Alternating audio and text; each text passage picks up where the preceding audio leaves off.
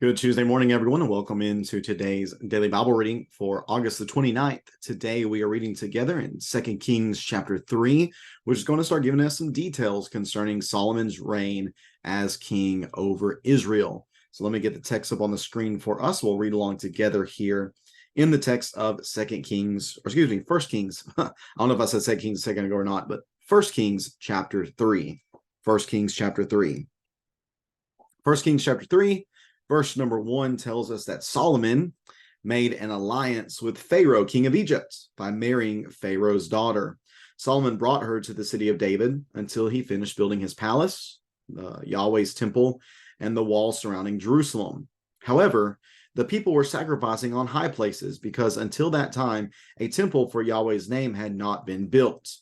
Solomon loved Yahweh by walking in the statutes of his father David, but he also sacrificed and burned incense on the high places. The king went to Gibeon to sacrifice there because it was the most famous high place. He offered 1,000 burnt offerings on that altar. At Gibeon, Yahweh appeared to Solomon in a dream at night. God said, "Ask, what should I give you?" And Solomon replied, "You have shown great and faithful love to your servants, my father David, because he walked before you in faithfulness, righteousness, and integrity. You have continued this great and faithful love for him by giving him a son to sit on his throne as it is today. Yahweh, my God, you have now made your servant king in my father David's place. Yet I am just a youth with no experience in leadership. Your servant is among your people you have chosen, a people too many to be counted or to be numbered or counted. So give your servant a receptive heart to judge your people and to discern between good and evil. For who is able to judge this great people of yours?" But now it pleased, now it pleased the Lord that Solomon had requested this. So God said to him, "Because you have requested this and did not ask for long life or riches for yourself or the death of your enemies, but you asked discernment for yourself to minister justice, I will therefore do what you have asked. I will give you a wise and understanding heart, so that there never have been, there never has been anyone like you before, and never will be again. In addition, I will give you what you did not ask for, both riches and honor, so that no king will be your equal during your entire life.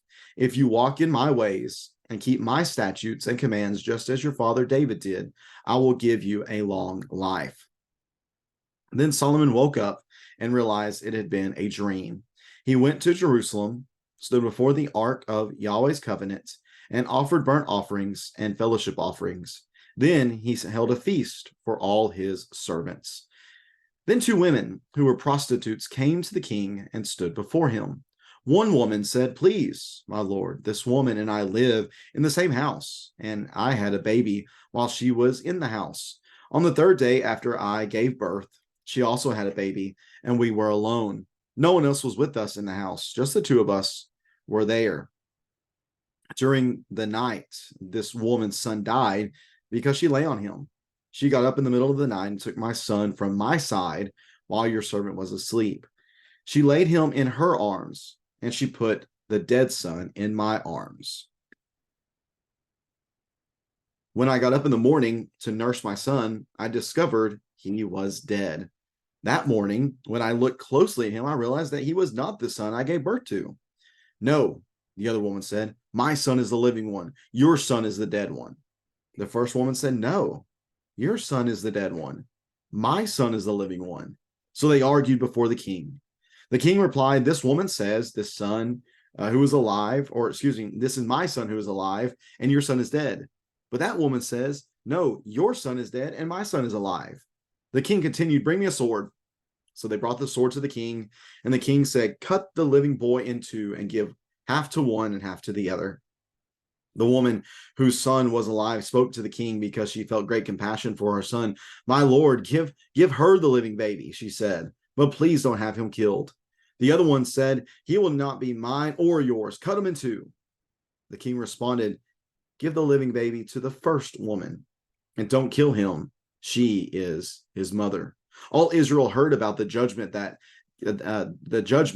king had given, and they stood in awe of the king because they saw God's wisdom was in him to carry out justice. and that is 1 Kings chapter 3. 1 Kings chapter 3. All right, so in this particular chapter, especially the first few verses of it, the first, I don't know, 3-4 verses of it, I think present us the complicated nature of Solomon, a very complicated figure Solomon ends up being. And that's because we see the complication comes from this. We mostly, I think of Solomon for his wisdom, for his ability, as we see at the end, to carry out justice. And I guess I'll skip down. I'll kind of work a little backwards here. We have God coming to Solomon here in this text. And it's well known, this story, that they tell Solomon, ask me anything and I'll give it to you. Solomon could ask for anything. As Yahweh goes on to say, you could have asked for a long life.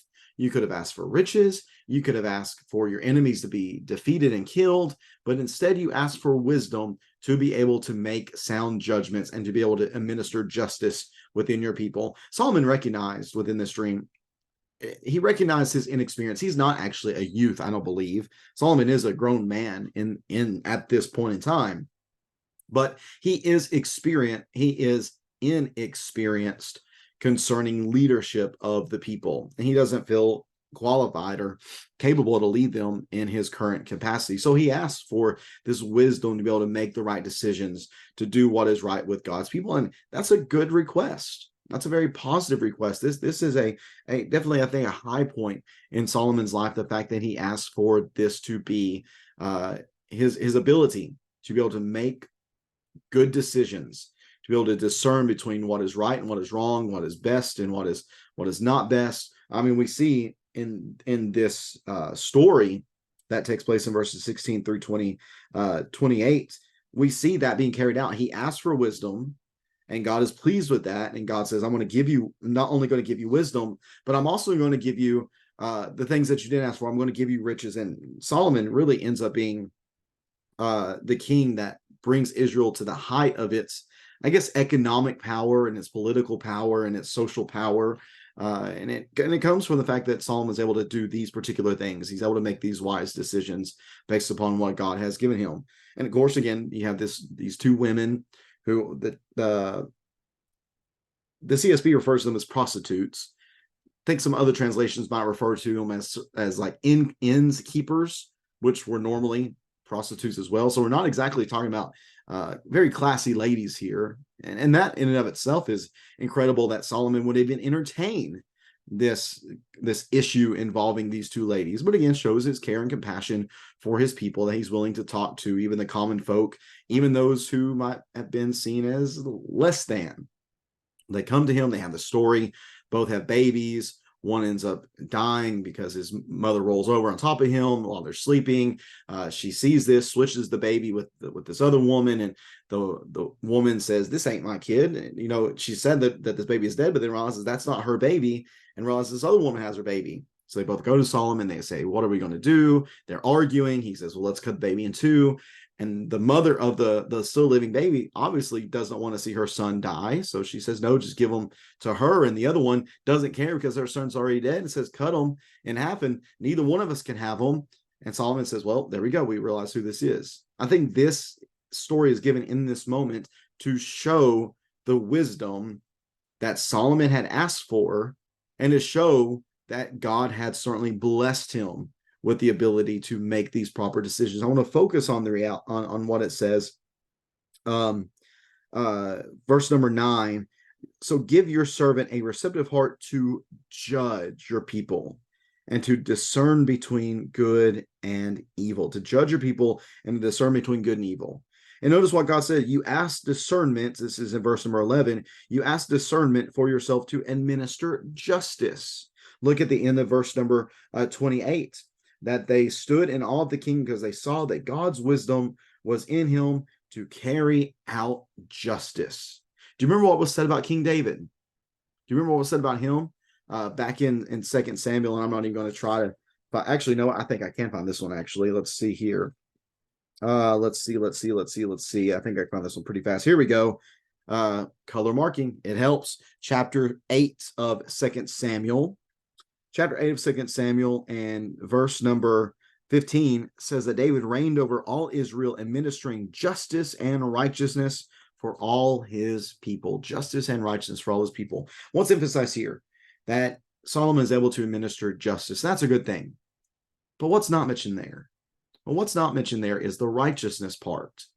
And that brings us then to the first few verses of this chapter.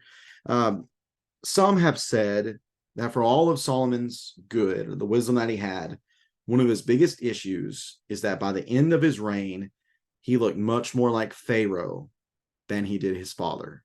He looked much more like Pharaoh than he did his father. The very beginning of this chapter says that he made an alliance with Pharaoh of Egypt by marrying Pharaoh's daughter. This was not something I believe that God wanted.